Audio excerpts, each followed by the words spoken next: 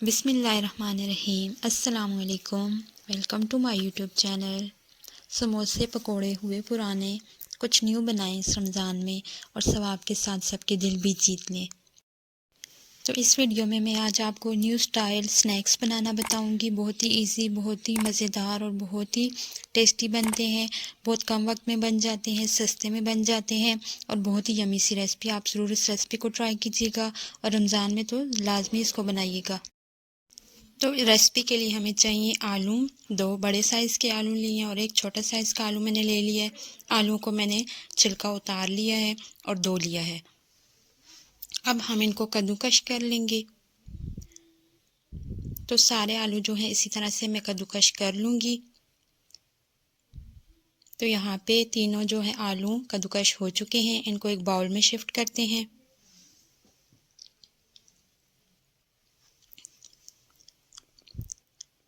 अब जो आलू थे कद्दूकश करते हुए भी उनका काफ़ी ज़्यादा पानी जो था, वो स्टार्च जो था वो निकल रहा था। तो इसको हम अच्छे से दोबारा से वॉश करेंगे और 2 से 3 दफ़ा वॉश करेंगे ताकि इनमें जो स्टार्च होता है वो निकल जाए और आलू बिल्कुल साफ़ सुथरे और ड्राई। थोड़ा आपने अच्छे से वॉश करके इनको ड्राई भी करना है ताकि इनमें पानी ना रहे।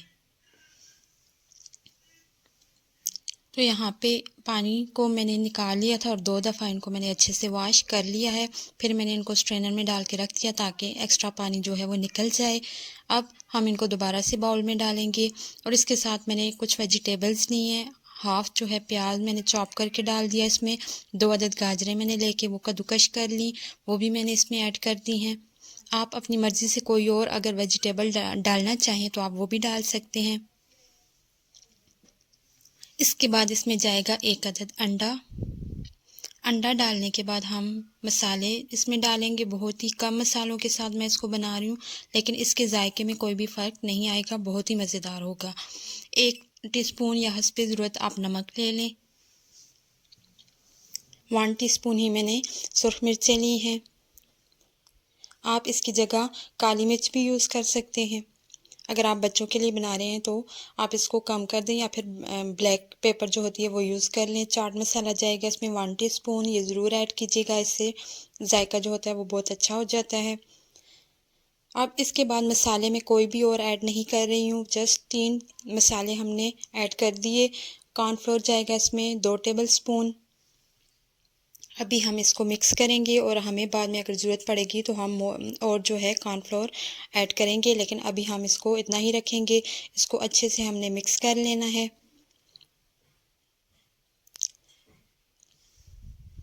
तो यहाँ पे हम जब तक मैं इसको मिक्स करती हूँ, आप लोग मेरी वीडियो को लाइक ज़रूर कर दीजिएगा और अगर आप चैनल पे न्यू हैं और आपने अभी तक मेरा चैनल सब्सक्राइब नहीं किया तो मेरे चैनल को भी सब्सक्राइब कर लें और बेल का आइकन प्रेस कर दें ताकि ऐसी अच्छी वीडियोस और रमज़ान स्पेशल वीडियोस आपके लिए आती रहें और आपको टाइम पे मिलती रहें। तो अच्छे से हम इसको मिक्स कर चुके हैं, लेकिन अभी जब मैंने इसको चेक किया तो इसमें थोड़ा सा कम था कॉर्नफ्लोर। हम इसमें 1 टेबल स्पून और ऐड करेंगे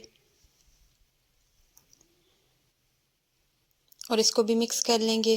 तो यहाँ पे आलू ने जो था पानी छोड़ दिया था मेरे, तो कॉर्नफ्लोर जो है मैं 1 टेबल स्पून मैंने और मिक्स कर दिया। अगर आपने अच्छे से इनको ड्राई कर लिया होगा तो फिर आपको ज़रूरत नहीं पड़ेगी कॉर्नफ्लोर ज़्यादा मिक्स करने की, लेकिन अगर आप ज़्यादा देर आलू को छोड़ के रखेंगे या फिर आलू को आपने अच्छे से ड्राई नहीं किया होगा तो फिर वो पानी छोड़ेंगे, तो फिर आपको कॉर्नफ्लोर ऐड करना पड़ेगा। तो यहाँ पे ये डन हो चुका है। अब हम आते हैं अपने पैन की तरफ। पैन को आपने हल्की आंच पे गर्म होने के लिए रख देना है और उसमें 2 चम्मच 2 टीस्पून आपने ऑयल डाल के उसको ग्रीस कर लेना है ताकि जब हम इसमें स्नैक्स बनाएं अपने तो वो नीचे ना लगें और वो जले ना। तो यहाँ पे हल्की आंच पे आपने ये सब करना है। अब उसके बाद हल्का सा गर्म होने के बाद पैन को आपने इसमें अपने स्नैक्स डालने स्टार्ट कर देने हैं। जिस तरह से एक कबाब बनता है तो आपने इसको अब वही शेप देनी है आलूओं को और यहाँ पे आपने एक कबाब या एक टिक्की की शेप दे के आलूओं को सेट कर लेना है।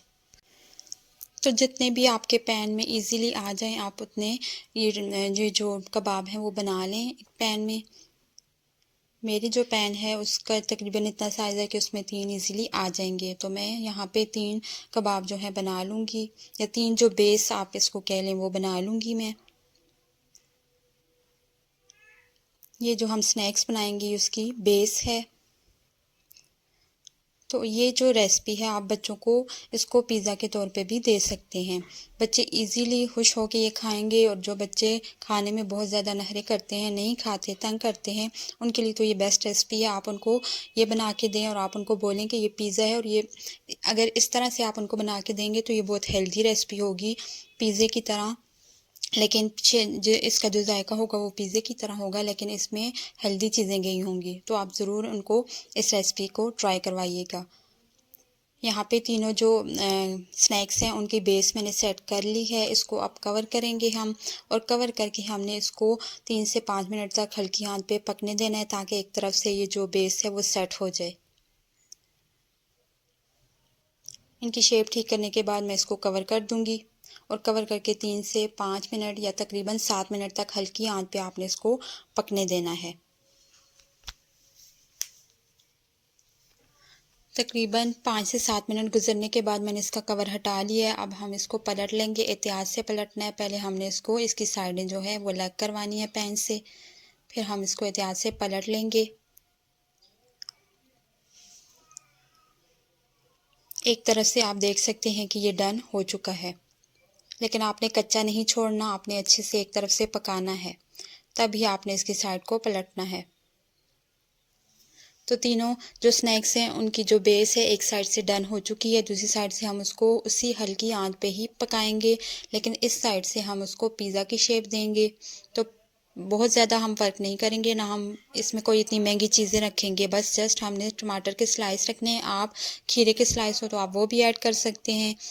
तो और कोई वेजिटेबल अगर आप रखना चाहें तो आप वो भी डाल सकते हैं। उसके ऊपर मैंने डाल दी है चेडर चीज़, मैंने ग्रेट करके रखी हुई थी, वो इसके ऊपर डाल देंगे।